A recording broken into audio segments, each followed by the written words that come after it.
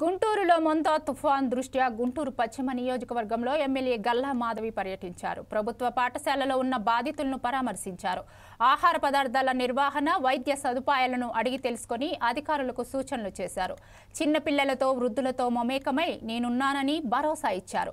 MLA రాకతో ప్రజలు సంతోషం వ్యక్తం చేశారు. రానున్న 2 రోజులు కూడా అప్రమత్తంగా ఉండాలని అధికారులను కోరారు. ఇప్పటికే క్యాంపు కార్యాలయంలో అధికారులు, పార్టీ నేతలతో సమీక్షా సమావేశం నిర్వహించి అందరూ అందుబాటులో ఉండాలి అని ఆదేశించారు. పార్టీలకు అతీతంగా ప్రజలకు సేవలు అందించాలని పిలుపునిచ్చారు. వెస్ట్ నియోజకవర్గంలో 27 పునరావాస కేంద్రాలను ఏర్పాటు చేశామని ఎమ్మెల్యే తెలిపారు.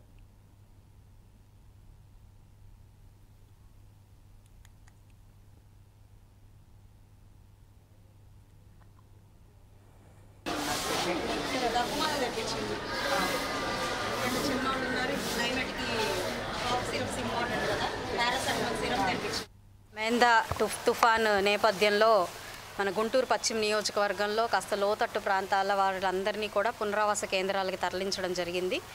మరి అటు కోస్తా రాయలసీమ వైపు లాగా కాకుండా ఇటు కొంత మేర తక్కువగానే ఉంది. దాని నేపథ్యంలోనే అవసరమైన రీహాబిలిటేషన్ సెంటర్స్ అన్నీ కూడా ఏర్పాటు చేశాము. పశ్చిమ నియోజకవర్గంలో దాదాపుగా 23 రీహాబిలిటేషన్ సెంటర్స్ని ఏర్పాటు చేసుకున్నాము.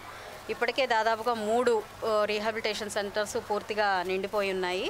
మిర్చియాడ్ వైపు ఒకటి, ఇక్కడ పుల్లయ్య స్కూల్ ఒకటి, అదేవిధంగా చిన్మయ స్కూల్ ఒకటి, ఇలా 3 కూడా ఇప్పటికే నిండిపోయి ఉన్నాయి. ఈరోజు పుల్లయ్య హై స్కూల్లో ఉన్నాం ఇప్పుడు మనం ప్రస్తుతానికి. ఇక్కడ దాదాపుగా 180 మంది చేరుకోవడం జరిగింది. వారు రాత్రి నుంచే ఇక్కడ ఉండడం జరిగింది. రాత్రి సాంబార్ రైస్ మరియు కర్డ్ రైస్ అందించడం జరిగింది అధికారులందరూ కూడా. పొద్దున కూడా టిఫిను, మరి ఇప్పుడు లంచ్ కూడా ప్రొవైడ్ చేస్తామంటున్నారు.